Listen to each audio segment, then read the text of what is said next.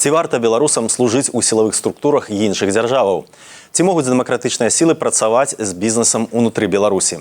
Пра гэта ды іншае мы пагутарым у праграме «Пік свабоды» на канале «Свабода Прэміум». З вами Алексей Знаткевич.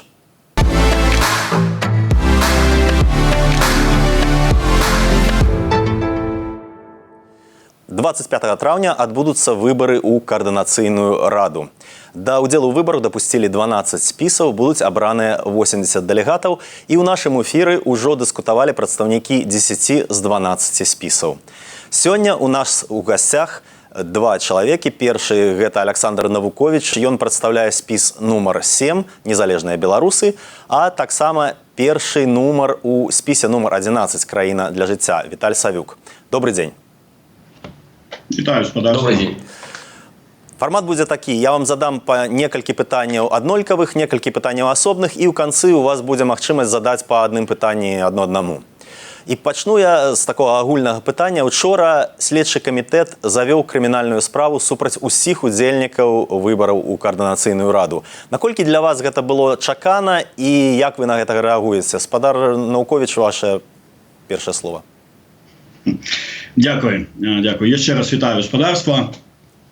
Тое, што лукашысты на мяне завялі нейкую справу, чарговую прычым, мяне гэта ніяк не хвалюе. Ось. Чакаў я гэтага ці не, я аб гэтым нават і не думаў. Таму што моя дзейнасць пачалась пратэсцкая з 20-го года, потым удзельнічаў у вайне ва ўкраіне, і зараз хачу паспрабаваць сябе ўсё ж таку разабрацца ў нашым палітычным накірунку. Таму прыблізна вось нейкі такі адказ у мяне. І тое ж самае пытанне да спадара Савюка. Ці было гэта для вас нечаканасцю і як вы на гэта рэагуеце? Для меня это не было неожиданностью, и я вообще никак на это не реагирую, потому что для меня такие вещи не в новинку. Режим постоянно преследует тех, кто выступает против него. Это происходит уже на самом деле не с 2020 года, а долгие годы. И в отношении меня возбуждались различные уголовные дела, которые фабриковались. По 2020 году также в отношении меня возбуждены там различные уголовные дела. Я нахожусь в розыске как в Беларуси, так и в России. Поэтому и когда мы шли на выборы в Координационный совет, мы понимали все эти риски и понимали, что будут новые уголовные дела, поэтому я отнесся к этому спокойно. Гэта пытанне мы задавалі ўсім удзельнікам дэбатаў. Для чаго ўвогуле патрэбная каардынацыйная рада? Спадар Навукович. Зноў я першы. Слухайте, я пачынаючы палітык, таму вы ад мяне не пачуеце там нейкіх дыферамбаў. Для чаго павінна быць рада? Як мінімум, дзеля таго, калі Беларусь пачне вызваляцца, як гэта будзе, мы пабачым, павінна быць нейкае кіраўніцтва. Зразумела, што я не бачу мірнага сцэнара, што такія рэжымы толькі сілавым сцэнаром будуць вырашацца, але ўсё ж таку павінен быць інстытут, які возьме на сябе адказнасць і пачне будаваць палітыку, адносіны, карацей, вось у гэтым ключе, калі мы зруйнуем рэжым Лукашэнкі. І тое ж самае пытанне вам, спадар Савюк. Для чаго патрэбна каардынацыйная рада? Я считаю, что Координационный совет должен стать представительным органом для всех белорусов. Это хорошо, что наконец-то у белорусов есть первый шанс его избрать. Наверное, первый блин получится немного комом, но все же это первый шаг к таким действиям. В Координационном совете различные оппозиционные структуры смогут как-то официально коммуницировать и вырабатывать какие-то стратегии и, скажем так, приближать нашу победу своими действиями. Я надеюсь очень, что Координационный совет станет именно таким органом. Спадар Савюк, адразу вас спытаюся, вы сказалі пра супрацоўніцтва розных дэмакратычных сілаў. Я так разумею, што краіна для жыцця – гэта ініцыятыва, для вытокаў якой стаяў, у тым ліку, Сергей Ціхановскі, найперш Сергей Ціхановскі. Якія вашы адносіны цяпер з офісам Святланы Ціхановскай, наколькі вы падзяляеце тое, што яна цяпер робіць? Ну, на самом деле, скажем так, плотных взаимоотношений с офисом Тихановской, наверное, нету с весны 2021 года. У нас были немножко различные видения того, как и что должно происходить. У Сергея Тихановского была более решительная риторика, и он считал, что протест должен быть более радикальным, и мы поддерживаем это. И как практика показала, он был прав. Спадар Наўковіч, першы нумар вашага выбарчага спісу Максім Шабуцкі, сярод іншага, сказаў пра ініцыятыву, каб беларусы стварылі свае падраздзяленні ў сілавых структурах Польшчы, Літвы і Латвіі. На вашу думку, ці гэта практычна магчыма, якія для гэтага трэба зрабіць крокі? І ўвогуле, ці пажадана для беларусаў служыць у фактычна сілавых структурах замежных дзяржаваў? Я, да, паспрабую адказаць. Глядзіце, на сённяшні дзень ідзе вайна ва ўкраіне, і калі мы разглядаем военные сценары, то дзе як не на вайне можна здабыць той досвед. Але, як я разумею, ёсць беларусы, зноўку, гэта маё меркаванне, я не можу, я ввогуле не люблю казаць за кагосьці. Але ўсё ж таку, я думаю, што ёсць людзі, якія не гатовы ехаць на вайну, дзе могуць забіць. Але яны гатовы, за Украіну. Але яны гатовы атрымаць нейкі досвед і дачакацца ўваходу ў Беларусь. Зноўку, я не ведаю, як будзе выглядаць гэты сцэнар, але захаваць сябе ў гэтых краінах, да, якія былі пералічаны, і дачакацца таго часу ўжо падрыхтаваным, каб увайсці ў Беларусь. Я разумею, чаму гэтыя краіны, таму што перыядычна рыторыка лукашыстаў, яны спрабуюць уцягнуць краіны Балтыі і Польшу узгадваюць у гэтую вайну, то есть, якая зараз ідзе.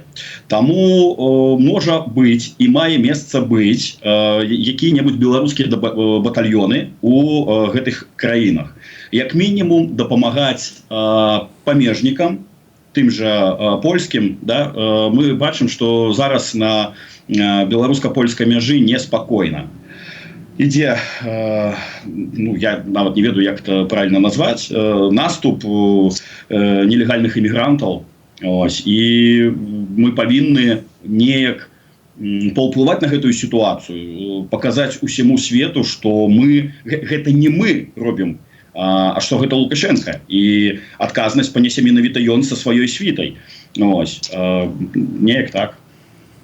Дзякуй. І пытанне да спадара Савюка. Адзін з пунктаў праграмы спісу «Краіна для жыцця» – гэта праца з беларускім бізнесам. Наколькі ўвогуле цяпер магчыма працаваць з бізнесоўцамі ўнутры Беларусі?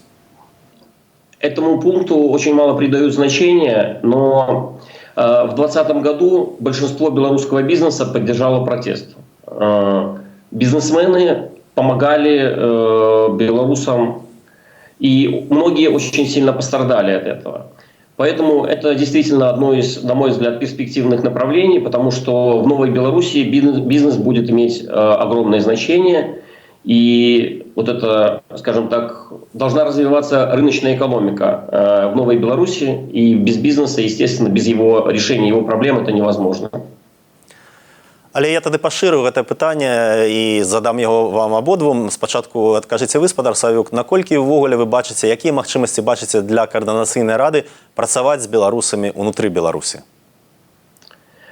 На самом деле, учитывая, что наша общественная деятельность именно направлена на работу внутри Беларуси, у нас осталось достаточно много надежных связей внутри Беларуси, и у нас получается это делать.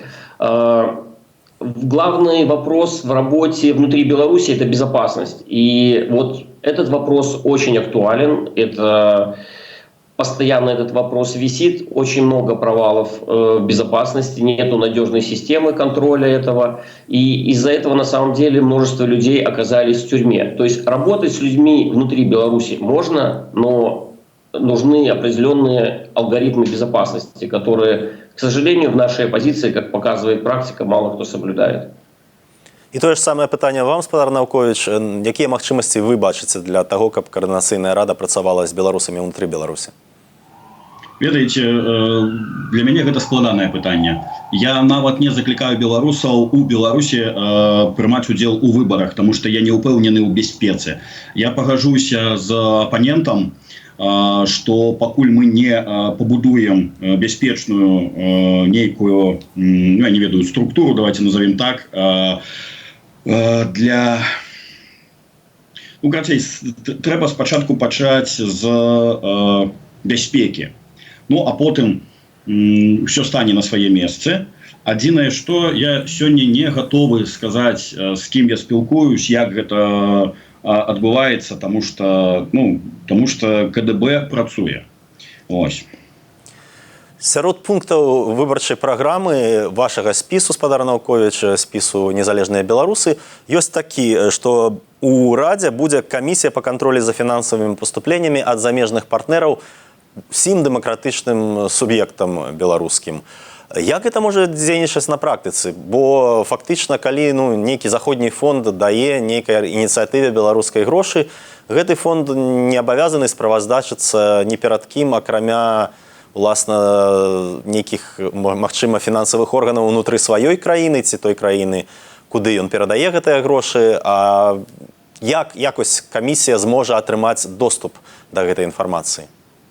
Я думаю, праз галасаванне, калі трапляюць туды вось гэтыя 80 чалавек, трэба адразу зрабіць законы, якія будуць працаваць унутры сістэмы Коордынацыйнай рады. На сённяшні дзень мне, зноўку паўтаруся, складана щось казаць пра Коордынацыйную раду, я моцна не разабраўся, але я хочу разабрацца. І мне не вельмі падобаецца, калі сістэма не празрыстая. Калі яна не празрыстая, яна не шчырая. Калі яна не шчырая, яна не мае аўтарытэту. Калі яна не мае аўтарытэту, то мы маем на сённяшні дзень тое, што маем. Дзякуй. Я правильно вас разумеў, што вы маеце на ўвазе, што тыя суб'екты дэмакратычныя, якія войдуць у раду, яны самі будуць дамовяцца пра тое, каб зрабіць празрыстай сістэму фінансавання сябе, да? То бок яны прагаласуюць за тое, каб дапусціць эту камісію да такой інфармацыі. Ну так, павінны быць унутраныя законы. І пытанне зноўку, якое я задам вам абодвум. Спадар Савюк, спачатку вам. На вашу думку, што Коордынацыйная рада можа зрабіць для вызвалення палітычных вязняў?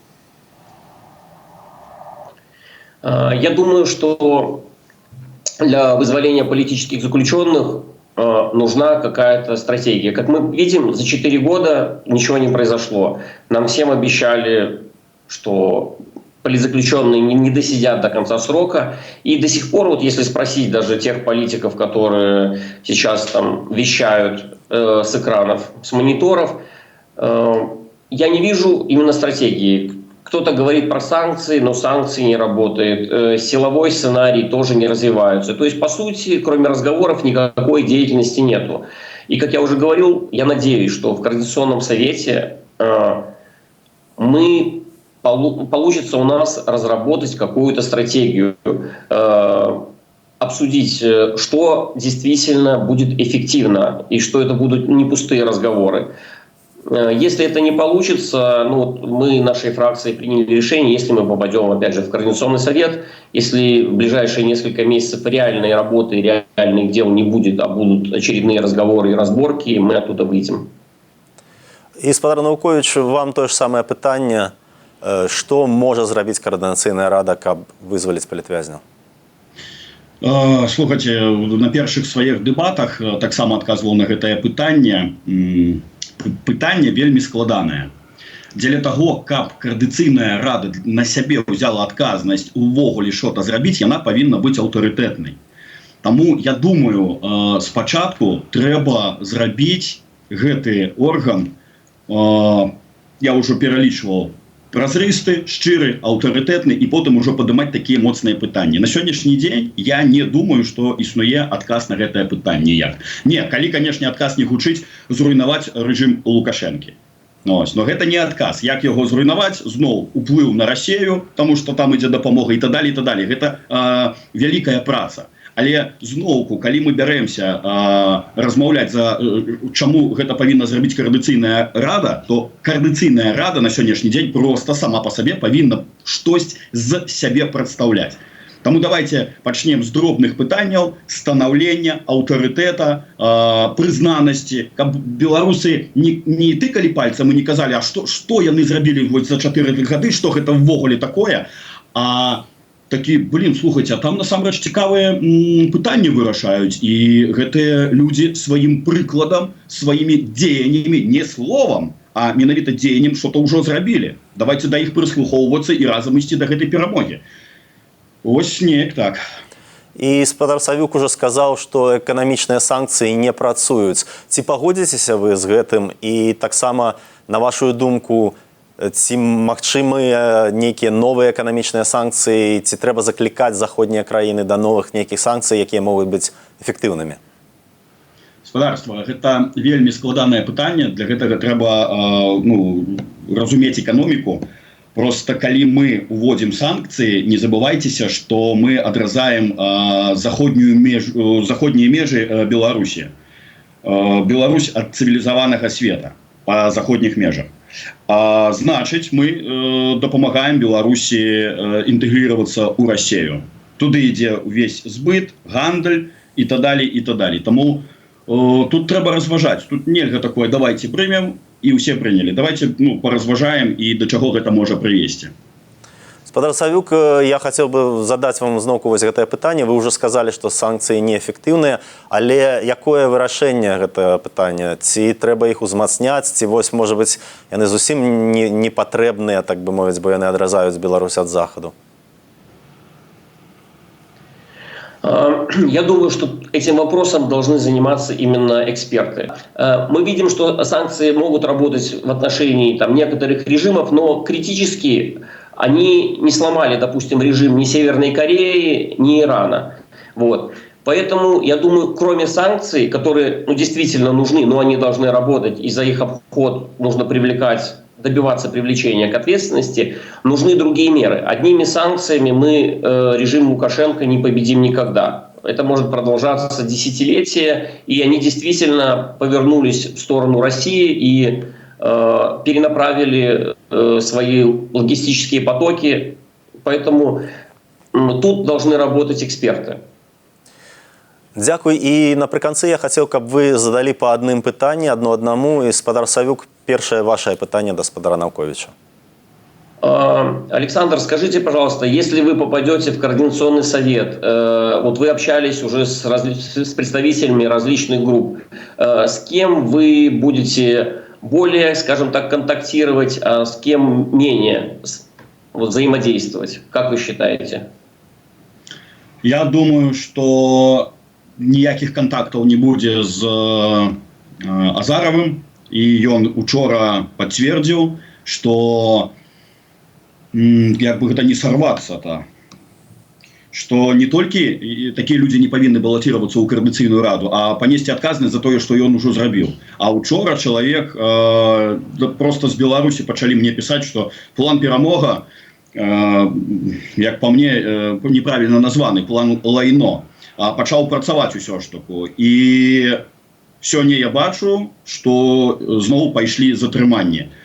Вось тут трэба будзе правесці разбіральніцтва. Вось з такімі людзьмі нам не па адным шляху. З астатнімі паглядзім. Давайте пройдзем. Я гатовы працаваць, супрацоўнічаць з усімі шчырымі людзьмі. І ваше пытанне, спадар Навкович. У мяне тое самае. Менавіта вось да Віталя як лідера спіса ці партыі «Краіна для жыцця». Ці гатовы вы супрацоўнічаць з людзьмі, якія праходзяць у Координацыйную раду? Вопрос, да, очень сложный. На самом деле мы готовы сотрудничать со всеми. Я уверен, что, возможно, даже в списке у Азарова есть хорошие люди. Но дело не только в Азарове. У нас за 4 года политики дали огромное количество обещаний, было большое количество провалов в безопасности. Я считаю, что эти вещи нужно расследовать, нужно установить виновных. И если эти политики виновны, они должны понести наказание. Как минимум, уйти с политической арены или подать в отставку. И дело тут не конкретно в Азарове, таких примеров очень много. И почему-то никто за 4 года не понес ответственности ни за одни задержания. Это и «Черная книга Беларусь», это многие другие инициативы и утечки с фондов. Я надеюсь, что эта ситуация исправится, иначе мы никак не изменим, потому что самых активных в Беларуси будут задерживать и сажать в тюрьму. І тады я хацеў бы задаць вам абодвум апошняе пытанне, менавіта паводле таго, што вы цяпер сказалі. Як, на вашу думку, павінна выглядаць вось гэтая палітычная адказнасць? Хто і як можа прыцягнуць да адказнасці за нейкія правалы ў бяспецы? Спадар Савюк, вы першы. Вот для этого в оппозиции должны быть определенные правила. Вот какой-то орган авторитетный, состоящий из авторитетных людей, который будет рассматривать такие вопросы. Если люди нарушили законодательство там, Европейского Союза стран, где они проживают, осуществляя свою политическую деятельность, то они должны нести ответственность в соответствии с законами этих стран. Во всем мире политики, которые замешаны в коррупционных скандалах или из-за которых пострадали люди, как минимум уходят в отставку. У нас же я не видел, чтобы кто-то добровольно покинул свой пост. Люди занимают их большое количество времени, несмотря на неудачи, и даже эти неудачи никак не комментируют, рассказывая нам, что все идет по плану и все идет хорошо. І те ж саме питання до вас, Спадар Навкович. Праходзім у КС, робім законы менавіта, якія будуць распаўсюджвацца на людзей, якія туды ўвайшлі. Ну і давайте вось для прыкладу, красці нельга, да? Красці нельга нідзе, ні ў Коордынацыйнай радзе, ні ў якой-небудзь краіне, да нідзе нельга красці. Скрал, і то ты будзеш адказваць па законе. Па якім законе? Вось тут, канешне, мы, напэўна, не напішам, але па законе той краіны, дзе ты знаходзішся. Калі хлусіш, тое самае.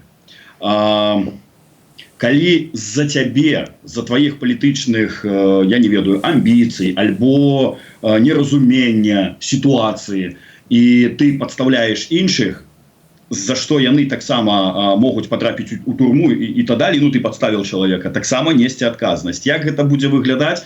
Я ж кажу, гэта трэба выставляць на абмяркоўванне ўсіх тых людзей, якія пройдуць, каб усе былі згодны з гэтымі законамі. Ну, глядзіце, напрыклад, ва Ўкраіне я памятаю такі час, калі фарміраваўся парламент і дэпутат быў кепскі, яго проста бралі і выкідалі ў смеццевы бак. Эфектыўна. Проста людзі бачаць, хто ён і што ён. Таму, можа быць... Ну, але такія метады могуць быць праблемнымі, таму што хто будзе вырашаць, хто эфектыўны, хто неэфектыўны. Можа быць, эфектыўнага таксама кінуць у смеццевы бак. Не, я разумею. Так трэба, каб была нейкая даказальная база на чалавека, які парушае законы. Ось. Можа быць, да, вось разумееце, я ў палітыцы моцна не разбіраюсь, але мне не падобаецца тое, што мы тупчымся на месцы. Ну давайте яшчэ 4 гады паразважаем, паразмаўляем, а балаболы як былі, так яны і будуць абяцаць. Ось. Ну, моя асноўная мэта з Коордынацыйнай рады зрабіць эфектыўны, аўтарытэтны, празрысты, шчыры орган. Вось. Як гэта будзе рабіцца, я думаю, што на вайне ўсе метады будуць добрыя. Ведаеце, трошку ў гісторыю хачу адысці. У нашай краіне былі напісаны статуты, так званая першая канстытуцыя. І калі яны пісаліся, быў такі ліберум вета. Чалавек мог не пагаджацца, там большасць і так далей. Але гэта ўсё праходзіла вельмі эмацыйна. Людзі хапаліся за шаблі і адстойвалі гэтыя законы. Ось. Таму, я думаю, мы просто далёка адышлі да вось гэтай цывілізацыі, а не трэба было. Калі мы побачым, што ў нас усё атрымоўваецца і ёсць сэнс гэтых законаў, гэтай рады, што яна эфектыўная, то ўсё стане на свае месцы. А як прыйсці? Я думаю, я ж кажу, усе метады маюць месца быць. Дзякую вам вялікі за гэтую дыскусію. Я нагадаю, што нашымі гасцямі сёння былі Александр Навукович з выбарчага спісу нумар 7 у Коордынацыйную раду, спісу «Незалежныя беларусы», а таксама першы нумар у спісе нумар 11 «Краіна для жыцця» спадар Віталь Савюк. З вами быў Алексей Знаткевич. Не губляйце свабоды.